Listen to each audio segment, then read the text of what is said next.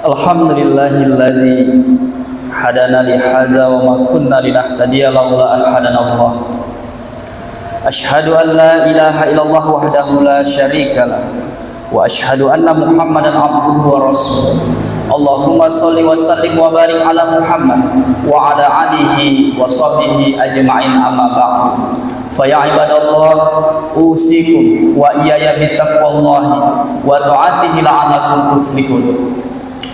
Qala Allah Ta'ala fil Qur'anil Karim, a'udzu billahi minasy syaithanir rajim. Bismillahirrahmanirrahim. Ya ayyuhalladzina amanu taqullaha haqqa tuqatih wa la tamutunna illa wa antum muslimun. Wa qala aidan, wa ma khalaqtul jinna wal insa illa liya'budun. Shadaqallahul azim. Pertama-tama dan paling utama, marilah senantiasa kita panjatkan puji syukur kehadirat Allah Subhanahu wa Ta'ala yang telah memberikan kepada kita semua rahmat kesehatan, kesempatan, sehingga kita dapat berkumpul di masjid yang berbahagia ini dalam rangka melaksanakan kewajiban kita bagi umat Islam yang laki-laki, yaitu melaksanakan sholat Jumat secara berjamaah. Selawat dan salam tak lupa pula kita sanjungkan kepada Nabi Muhammad SAW yang telah bersusah payah merubah akhlak manusia dari alam kegelapan ke alam yang terang benderang, sebagaimana yang kita rasakan sampai pada saat sekarang ini. Sidang jemaah sholat Jumat yang dimuliakan Allah Subhanahu wa Ta'ala, pada kesempatan kali ini khotib akan menyampaikan khutbah yang bertemakan tentang pandangan hidup seorang muslim dan paradoks kemanusiaan modern. Sidang jamaah salat Jumat yang dimuliakan Allah Subhanahu wa Ta'ala, menurut Profesor Dr. Yunahar Ilyas, mantan Wakil Ketua Umum Majelis Ulama Indonesia, beliau membagi setidaknya orientasi hidup manusia itu ada 3 hal. Yang pertama adalah kelompok masyarakat atau kelompok manusia yang menganggap hidup hanya satu kali saja. Kelompok ini menganggap bahwa hidup hanya satu kali saja, oleh karenanya harus dinikmati sepuas-puasnya. Oleh karena itu, orang yang memiliki konsep hidup yang seperti ini, mereka akan melakukan apapun demi kesenangan hawa nafsunya. Hal ini dijelaskan oleh Allah Subhanahu wa Ta'ala dalam Quran surat Al-Jasiyah ayat 24. A'udzu billahi minasyaitonir rajim. Bismillahirrahmanirrahim. Wa qalu ma hiya illa hayatud dunya namutu wa nahya wa ma yuhlikuna illa dah wa malakum bidzalika min ilmin inhum illa yazunnun. Yang artinya, dan mereka berkata, kehidupan ini tidak lain dan hanyalah kehidupan di dunia saja. Kita mati dan hidup, dan tidak ada yang membinasakan selain masa ataupun waktu. Tetapi mereka tidak mempunyai ilmu tentang itu. Mereka hanyalah menduga-duga saja. Quran surat Al-Jasiyah ayat 24. Kemudian yang kedua, kelompok masyarakat atau manusia yang mereka memburu dunia dan mereka akhirnya karena terlalu sibuk memburu dunia dan meninggalkan akhiratnya. Mereka ini memiliki nasib yang malang. Dunia tidak dapat, akhirat juga tidak dapat. Kemudian yang ketiga, menurut Profesor Dr. Yunahar Ilyas, seorang cendekiawan Islam, mengatakan kelompok manusia ataupun kelompok masyarakat yang menjadikan dunia ini ibarat bercocok tanam. Mereka giat beribadah dan suka bekerja, memiliki etos kerja yang tinggi, sehingga mereka juga memiliki pandangan hidup yang jelas, orientasi hidup yang jelas, memiliki visi dunia dan visi akhirat. Antara dunia dan akhirat mereka seimbangkan, dan mereka menyiapkan sebaik-baik dirinya untuk kepentingan dunianya dan juga untuk kepentingan akhiratnya. Dan dijelaskan dalam Quran surat Az-Zariyat ayat 56. A'udzubillahi minasyaitonirrajim. Bismillahirrahmanirrahim. Wa ma khalaqtul jinna wal insa illa liya'budun. Aku tidak menciptakan jin dan manusia melainkan agar mereka beribadah kepadaku. Inilah spirit daripada kelompok masyarakat yang mereka memiliki orientasi yang jelas terhadap dunianya, terhadap akhiratnya, dan mereka mempersiapkan dirinya. Sidang jamaah sholat Jumat yang dimuliakan Allah Subhanahu wa Ta'ala, beberapa bulan yang lalu ada fenomena yang sebenarnya sudah lama dan ini menjadi kebiasaan orang-orang sekuler. Fenomenanya adalah mereka menyebutnya dengan istilah child free atau bebas anak. Fenomena ini awalnya disampaikan oleh orang-orang yang mereka tenar, yang mereka populer, yang mereka asli orang-orang Indonesia, tetapi belajar di Barat sehingga memiliki pemahaman yang sekuler. Mereka mengatakan bahwa child free adalah salah satu pilihan hidup yang mereka bisa diberikan rezeki untuk melahirkan anak tetapi tidak mau. Mereka tidak mau memiliki anak karena baginya itu repot, karena baginya itu sulit, rumit, dan dengan memiliki anak seseorang atau seorang ibu maka ia akan menjadi lebih cepat tua.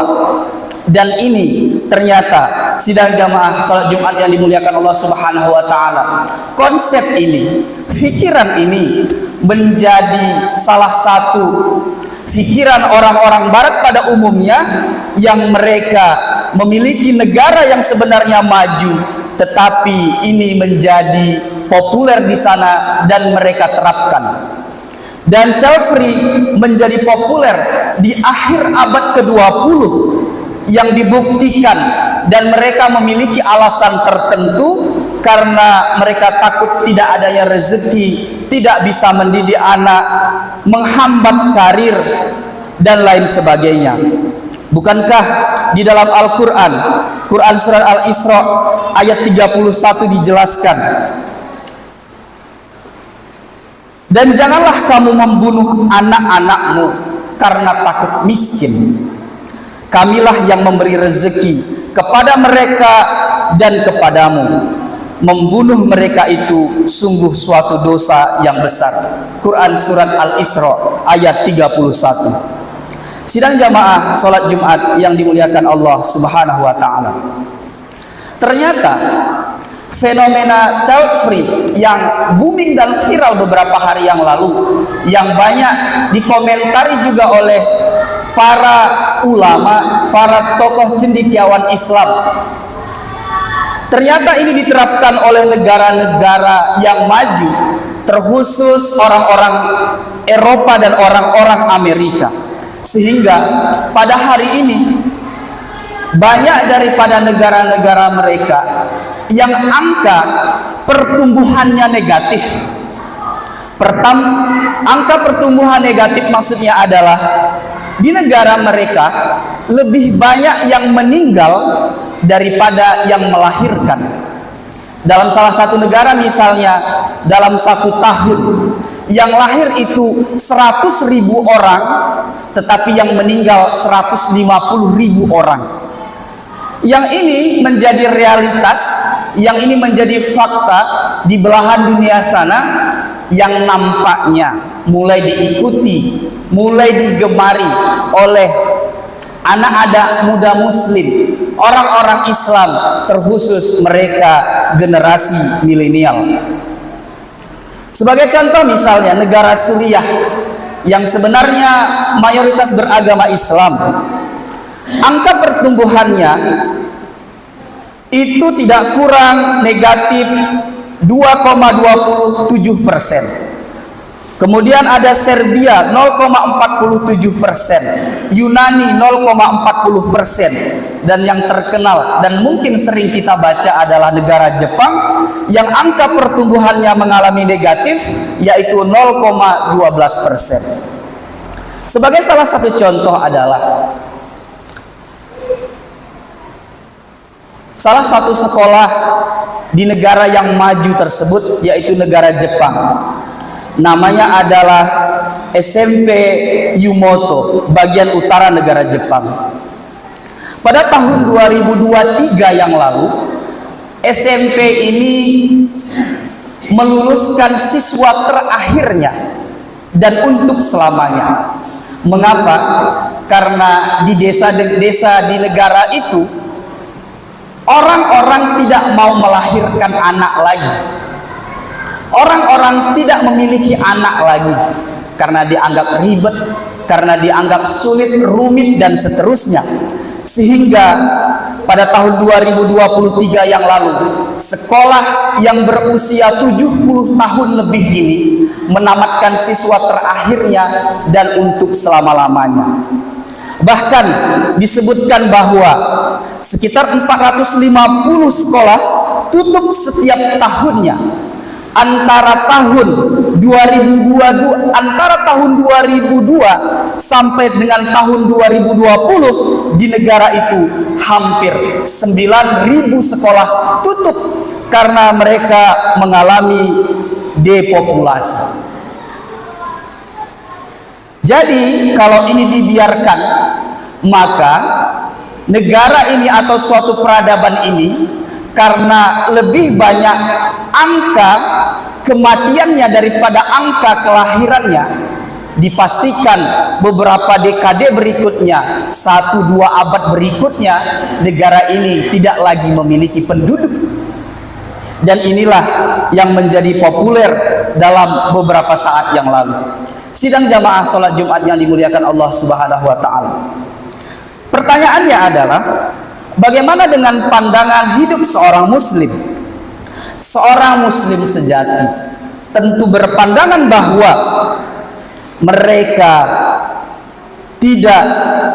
mereka haram mengikuti hukum daripada child free atau ide daripada child free ini, dan itu dinyatakan oleh para banyak ulama.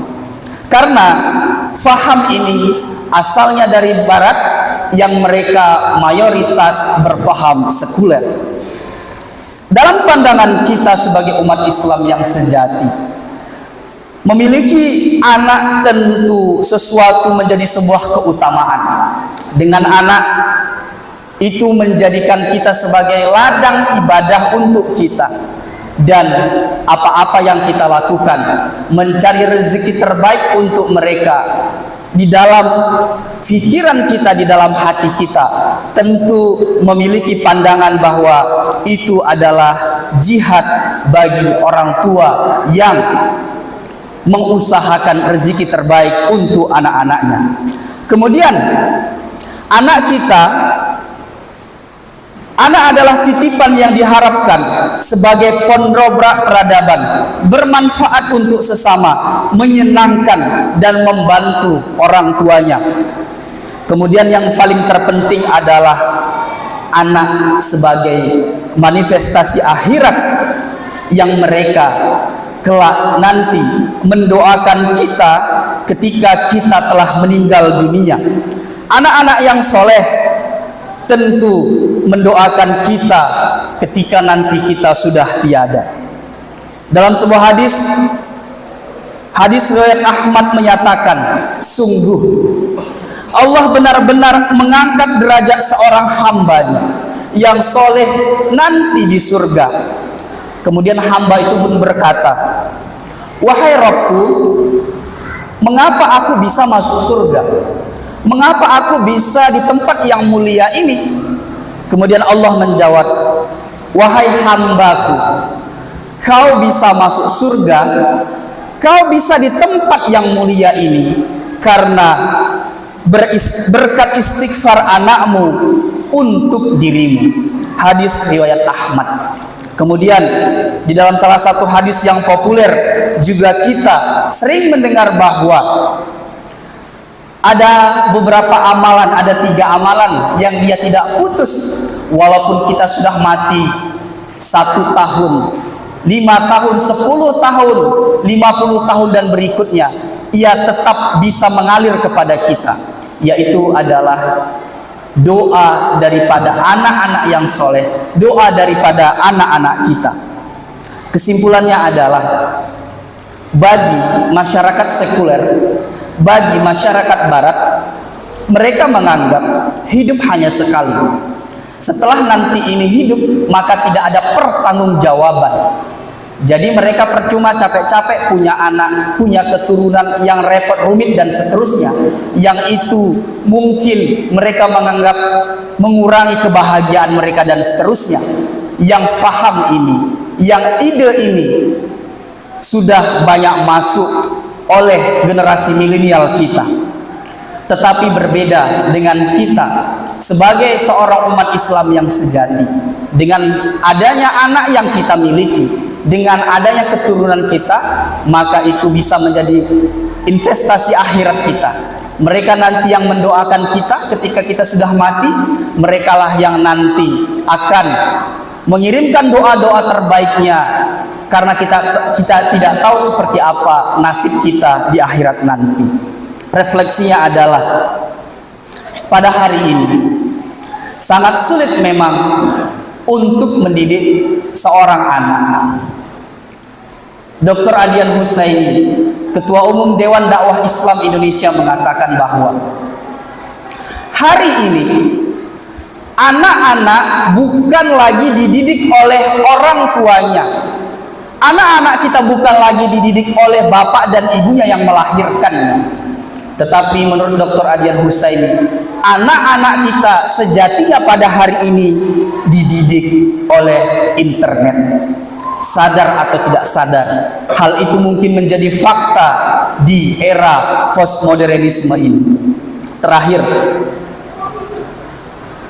kita bisa mengambil pelajaran dan contoh daripada keteladanan keluarga Imron. Imron adalah manusia biasa, sama seperti kita, tetapi memiliki kemuliaan yang luar biasa. Dan keluarga Imron ini diabadikan oleh Allah Subhanahu wa Ta'ala dalam Al-Quran, di antaranya dalam Quran surat Ali Imran dan Quran surat Maryam. Imron ketika dia menikah dengan istrinya yang bernama Hanna, maka mereka pada saat itu berkomitmen untuk bagaimana caranya anak mereka nanti menjadi orang yang lebih baik daripada mereka. Maka ketika sudah ada tanda-tanda kelahiran anak mereka di perut Hanna, maka pada saat itu Hanna sebagai seorang ibu, Imron sebagai seorang bapak mendoakan anak mereka yang masih dalam kandungan siang dan malam. Ketika anak mereka lahir, Imron sebagai seorang bapak, ia mencarikan rezeki terbaik, rezeki terhalal untuk anak dan istrinya. Dan ketika nanti anak mereka sudah dewasa dan harus berpendidikan, mereka mencarikan pendidikan terbaik pada saat itu. Dicarilah guru terbaik pada saat itu, yaitu Nabi Zakaria.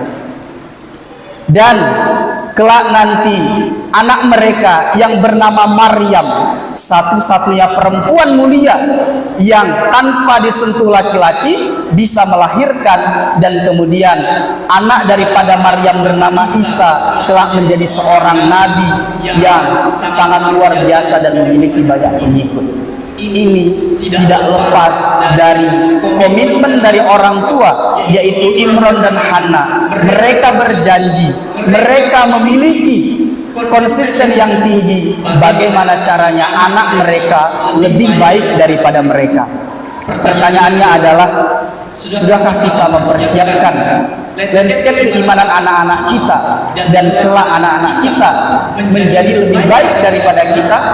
Hal itu bisa menjawab adalah diri kita masing-masing. Barakallahu li wa lakum fil Qur'anil azim wa nafa'ani wa iyyakum bima fihi minal ayati wa dzikril hakim wa taqabbala minni wa minkum tilawatahu innahu huwal ghafurur rahim.